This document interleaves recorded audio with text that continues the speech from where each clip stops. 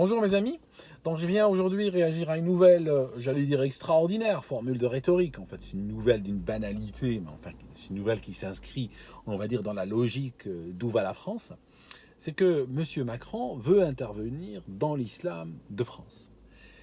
On sait que ça a été tenté dans le passé. Chevènement, Sarkozy et d'autres ont voulu gérer l'islam de France. Et en général, ils créent une officine à 3 ou 4 lettres, lui donnent une adresse, une raison sociale, une ligne téléphonique, et ils espéraient que les musulmans de France allaient se reconnaître dedans. Mais en général, ça ne marchait pas. Et là, le plan de Macron va faire pratiquement de lui un calife. Ça signifie qu'il va aller aussi loin que la Constitution française le lui permet. Et en fait, je pense même qu'il va essayer de mettre ses chaussures un petit peu de l'autre côté de la Constitution française. Alors, sans jamais utiliser les mots qui fâchent, il va, à un moment donné, créer, ça ne sera pas le mot bien sûr, mais les mots, ne vont pas les utiliser, c'est très important. T'es en Occident, tu fais ce que tu veux. L'important, c'est que la façade soit sauve. La façade sera sauve. Mais en pratique, il y aura en France un ministère des Affaires religieuses, comme il y a en Algérie, comme il y a au Maroc, comme il y a au Pakistan. Alors, j'ai pas envie d'attaquer Macron juste pour le plaisir de l'attaquer. Ce n'est pas ça. J'ai loin de moi cette idée-là. En fait, il n'a pas le choix. Il n'a pas le choix. Il est dans une situation où c'est la seule chose qu'il lui reste à faire. Pourquoi ? Parce que il se réveille un matin. Il va constater quoi ? Il va constater un certain nombre de choses que je peux vous citer, mais tout le monde les a constatées. Il constate que la France est islamisée jusqu'au trognon. D'accord ? L'islam est présent dans l'entreprise, à l'école, dans la rue, en politique, la presse quotidienne, toujours l'islam quand il n'est pas en première page. Donc, il constate qu'il y a une islamisation de fait qui est très forte et ça ne va pas en s'améliorant. Ça, c'est le premier point qu'il constate. Il y a même l'islamisation, à titre personnel, je vous le dis, l'islamisation arrive même parfois dans les émissions de télé-réalité. Et c'est là, en fait, où le français réagit. C'est quand même bizarre que le français, très surprenant comme attitude, on a aujourd'hui des terroristes de Daesh qui étaient en Syrie, qui étaient en Irak, qui tuaient des gens, qui reviennent. Silence, rien du tout. Même pas une vague de tweets pour dénoncer ça. Rien du tout. Par contre, le français aujourd'hui, il a vraiment donné un signal très fort. Il a donné, je pense que ce signal a été reçu jusqu'en Arabie Saoudite. Il a donné un signal de grâce, ne touchez pas aux émissions de télé-réalité. Vous faites ce que vous voulez, islamisez ce que vous voulez. Je suis d'accord de vivre dans un califat. Et certains quartiers sont pas très loin de cela. Par contre, ne touchez pas à ma télé. C'est tout. Bon, le message, je pense, a été capté. Et puis la télé sera le dernier bastion encore j'ai failli dire de liberté. Enfin, reprenons, sérieusement. Macron constate une islamisation. Et cette islamisation a commencé même avant sa naissance. Monsieur Macron avait 5 ans, l'islamisation était déjà rampante en France. Donc, ce n'est pas lui qui l'a créée. Lui, il arrive, il la constate. En plus, il y a un truc terrible en France. C'est que la France a le complexe du converti. C'est quoi le complexe du converti ? Alors, le converti, c'est quelqu'un qui est de culture occidentale, qui ne parle pas un mot d'arabe, et puis qui un jour, pour des raisons parfois très honorables même, il veut une communauté, il a une sorte de pulsion spirituelle, quelque chose comme ça, et il se convertit à l'islam. Mais en fait, il n'y comprend rien. Il est là-dedans, il ne comprend rien du tout. Mais ce qu'il fait, c'est qu'il va être extrêmement zélé. J'ai même eu des musulmans qui m'ont des fois écrit pour me dire qu'ils se sont fait, ils sont fait littéralement traiter de kuffar par des convertis. Pourquoi ? Parce que le converti a ce zèle-là. Il veut prouver, lui, qu'il est plus royaliste que le roi. Enfin. Donc, la France a ce zèle-là. Ce zèle s'exprime par une relation très particulière à l'islam. C'est-à-dire que vous pouvez avoir un journaliste ou un intellectuel dans une télévision égyptienne qui va émettre des critiques, parfois extrêmement dures, mais ma foi, contre l'islam, mais c'est une religion, il n'est pas au-dessus des critiques, il va émettre des critiques.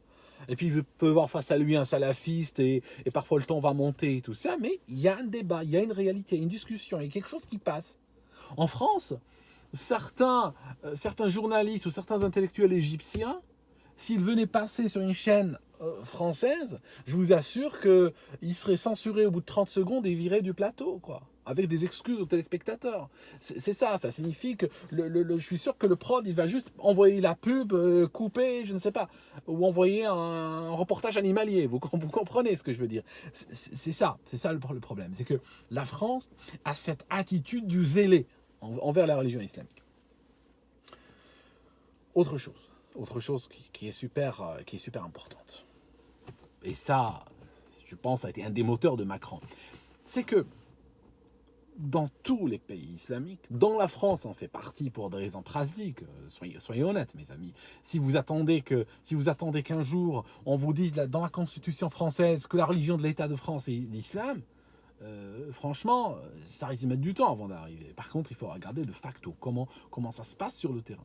Sur le terrain, il y a des news qui montrent que elles sont incompatibles avec une république laïque de structure ou de comment dirais-je, ou de trame chrétienne. C'est pas possible. Ce qui est en train de se passer en France nous dit clairement que c'est un pays qui est aujourd'hui à classer dans la même catégorie que l'Algérie ou le Maroc. C'est tout. Soyons honnêtes. Alors,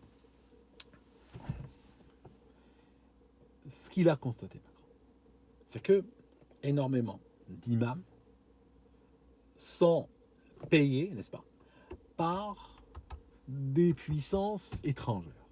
C'est des imams qui sont payés de l'étranger, n'est-ce pas, et qui donc ne sont pas nécessairement en train de travailler pour la France. D'accord ? Ils sont contrôlés par des forces idéologiques sur lesquelles la France n'a aucune visibilité, n'a aucune influence. Et il sait une chose. Je vais peut-être allumer la lumière.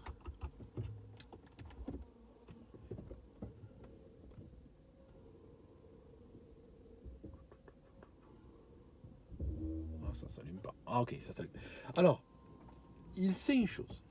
Il sait que ces imams sont sous la coupe d'idéologies qui viennent de l'étranger sur lesquelles la France n'a aucune visibilité. Il y a un point super important. Les pays musulmans utilisent toujours la religion comme une arme. La religion a toujours été utilisée comme une arme. Il n'y a qu'à voir les 1400 ans d'histoire des pays musulmans et vous allez voir que très souvent, la religion est utilisée toujours pour envahir le pays d'à côté, pour essayer de l'envahir soit par la force, soit par différentes méthodes, comme en France, où il y a un mélange en fait, de force et de...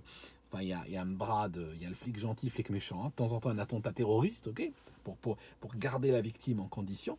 Et puis après, des demandes de l'autre côté où il y a des officines, comme celle des frères musulmans, qui travaillent justement qui viennent en résonance avec les attentats terroristes. Donc à chaque fois qu'il y a des attentats terroristes, elles viennent avec plus de demandes. Et nous rejetons le terrorisme, mais bon, nous sommes les gentils. Écoutez-nous, on peut vous aider à essayer d'obtenir un peu de paix et tout ça, mais il va falloir nous lâcher un petit peu sur ça. Il nous faut une loi, il nous faut ceci, il nous faut cela. Et progressivement, avec cette psychologie de pervers narcissique, tu vois, qui d'un côté te massacre, puis d'un autre côté vient te montrer un visage gentil, ça a été testé depuis toujours. Hein. Ça marche très bien. Donc, il a constaté cela. Il a constaté cette situation. Et d'ailleurs, les pays, juste pour vous dire un truc, pourquoi les pays musulmans ne permettent pas l'expression d'autres religions chez eux, hein? Tu prends un pays aussi progressiste que le Maroc. On t'arrête pour une Bible. Enfin, pas pour une Bible. Pour une Bible, à la rigueur, tu fais une garde à vue, tu tombes sur un flic mal luné. Mais pour 5 Bibles, le tribunal te condamne à 2 ans de prison. Et ça, c'est pratiquement dans tous les pays dits musulmans. Pourquoi ? Parce qu'ils considèrent la religion comme une arme. Pourquoi ? Parce qu'eux-mêmes... Alors c'est vrai que de la perspective d'un chrétien, un chrétien peut ne pas comprendre. Un chrétien peut ne pas comprendre. Parce qu'un chrétien, pour lui, la religion, c'est spirituel, je vis ma religion, tout ça. Il comprend pas l'arrière-pensée qu'il y a derrière. Mais il faut savoir que dans les pays musulmans, la religion a toujours été considérée comme une arme idéologique. Donc, puisque eux le font, puisque eux ont toujours utilisé, d'ailleurs qui disait les minarets sont nos fusées, les mosquées sont nos casernes, etc. Ok, je crois que c'était Erdogan.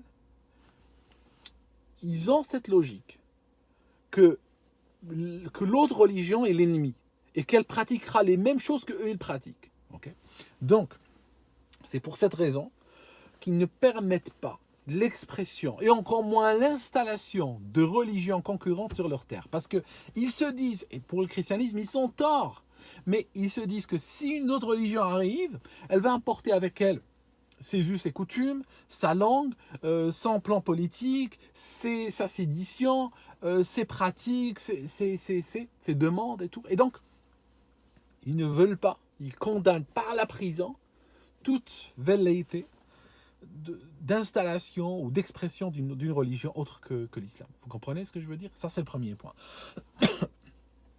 Je vous explique autre chose encore, qui va plus loin. L'islam, même dans les pays dits musulmans, il n'y a pas de liberté d'expression ou de liberté de culte, même pas à l'islam dans un pays musulman. Ça peut choquer beaucoup de gens, mais il faut savoir que dans tous les pays musulmans, c'est l'État qui contrôle l'islam par le biais du ministère des Affaires religieuses, enfin des ministères de l'islam en réalité. Il n'y a pas un pays musulman, ni l'Arabie Saoudite, ni l'Algérie, ni le Maroc, ni aucun pays, ni le Pakistan, où tu peux venir exercer, pratiquer, diffuser l'islam sans un contrôle étatique. Tu peux aller en prison si tu le fais. Okay? Tu ne peux pas te soustraire au contrôle étatique, même pas pour l'islam. Donc, on arrive à une situation complètement ahurissante, complètement paradoxale, où l'islam a plus de liberté d'expression en France qu'en Algérie, plus de liberté de pratique de l'islam ou d'expression de l'islam en France qu'en Arabie Saoudite ou au Pakistan. C'est dingue ça. Parce qu'il n'y a pas d'encadrement étatique.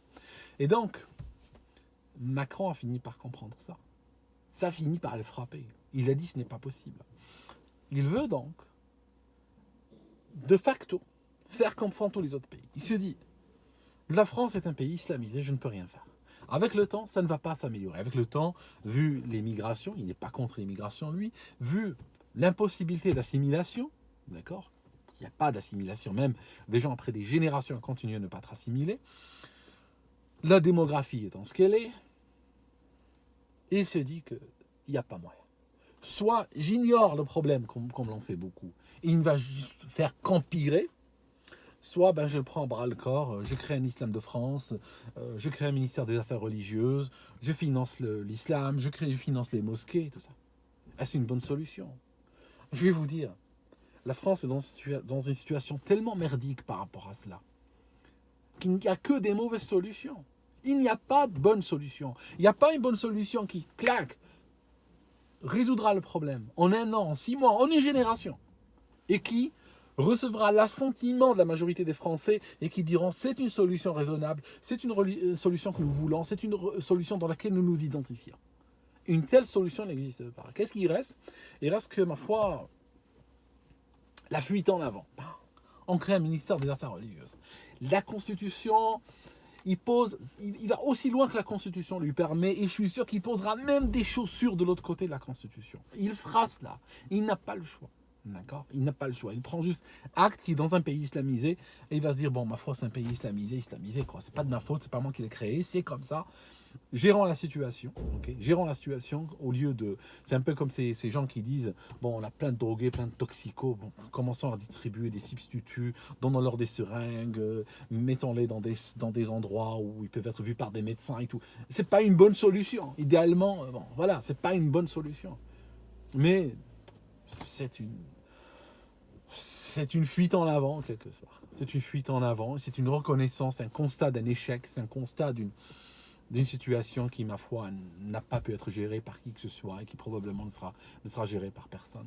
C'est comme ça. Donc, on va voir ce qui va se passer. Mais le risque, moi je vous dis le risque tout de suite, c'est que il se fera truander, comme d'hab. Comme d'hab, parce que l'administration française, comme toutes les administrations, enfin comme beaucoup d'administrations, est naïve, est bête, n'a pas le recul qu'il faut, n'a pas la culture qu'il faut, n'a pas la compréhension qu'il faut. Et ce qui va se passer, c'est qu'ils vont juste se faire truander jusqu'au trognon. Ça signifie qu'ils vont former des imams qui sera des imams de bonne foi, mais qui ne seront pas reconnus par les fidèles, parce que ce sera des imams estampillés République française, donc bon, ça n'intéresse personne.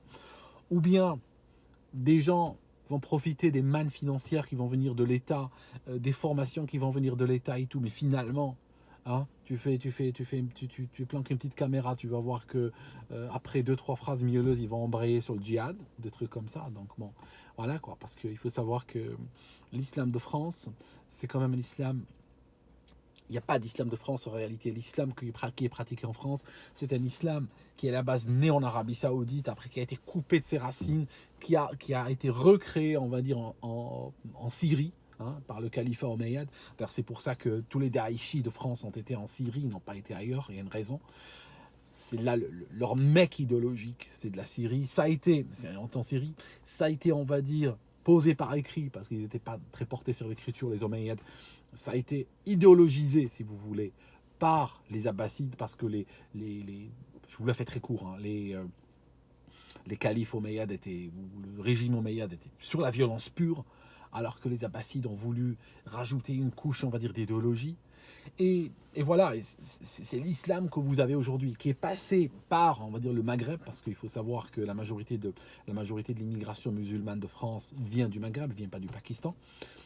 L'islam pratiqué au Maghreb est l'islam malékite qui est, sur les 4 branches, on va dire, de l'islam sunnite, qui est la deuxième branche en termes de radicalisme ou de potentialité de radicalisme. La première branche, c'est bien sûr la branche des Hanbali, la Hanbali qui a donné le wahhabisme et tout, mais l'islam du Maghreb est juste après, quoi. Donc, c'est un islam très dur que vous avez en France, parce que il a eu un parcours, j'ai dit, l'Arabie Saoudite, après très forte teinte omeyyade, teinte abbasside, idéologique, passage par le Maghreb où il y a une violence qui a été rajoutée. On a introduit cette haine très particulière, viscérale contre certains de la France et tout ça. Donc, ça a créé un véritable merdier, en réalité, idéologiquement parlant. Et ça a transformé un islam de France. Franchement, même en 15 générations, je vois pas comment tu fais, quoi. Enfin, je sais pas. Je n'ai pas l'impression que c'est une solution. C'est juste une fuite. C'est juste une fuite en avant. Voilà, c'est l'effet que ça me fait, quoi. C'est l'effet que ça me fait. Mais ça ne me surprend pas du tout, parce que la France est en train de consommer son islamisation, en quelque sorte. Est en train de voir pourquoi tous les pays musulmans ont un ministère des Affaires religieuses. Donc la France ne peut pas faire l'économie d'en créer un. Même si elle ne l'appellera pas comme ça, mais elle le créera. Voilà. Il y aura toujours quelque part... dans un des ministères, l'intérieur ou autre, il y aura toujours un bureau, une officine qu'on appellera informellement le ministère des Affaires religieuses. Ça existera, d'accord, qui géreront, qui tenteront de gérer en tout cas cette religion. Voilà, c'est bizarre comme truc, hein, mais bon, vous savez, moi je suis algérien, nous avons perdu notre pays à la réislamisation, très simple, hein, donc on est passé par là. Nous ça a été rapide parce qu'on avait déjà un substrat islamique, vous comprenez. Nous, la majorité de nos grands-parents et tout, même si c'était pas des fous furieux de l'islam, ils s'identifiaient comme musulmans. Ils étaient culturellement musulmans. Donc c'est vrai qu'on a fait de nous qu'une bouchée. En plus, on est arrivé en 62 après l'indépendance d'Algérie ou la fondation d'Algérie. On s'est menti, on s'est raconté beaucoup de conneries. On a commencé à s'identifier à des Arabes et tout. Bon, vous me direz, des mecs qui s'identifient à des nanas, quoi. Bon, maintenant, nous, on a fait pareil. On s'est dit, oui, on est des Arabes. Mais c'est totalement artificiel. Hein. Identification... On a déconné, il faut le dire. On a déconné. Idéologiquement, on a construit toute une identité sur du mensonge, en fait. Il suffisait de faire tac, et le château de cartes s'écroulait. C'est ce qui s'est passé. Pratiquement, la première génération a tenu un peu le coup jusqu'au milieu des années 70. La deuxième génération est arrivée, boum. C'était des ânes, hein, des sangliers, et puis boum. Comme ça. Il n'en fait d'aucune bouchée, quoi. Donc voilà, on a perdu notre pays. Aujourd'hui, tu regardes, je veux dire, des vidéos comme celle-là, je les fais même pas en algérien. Des gens qui me demandent de le faire. Ça me sert à quoi? Je veux dire, c'est foutu, les carottes sont cuites. Les carottes sont cuites, tu vas faire quoi? C'est l'année morte, ça sert à rien de le pousser, quoi. Donc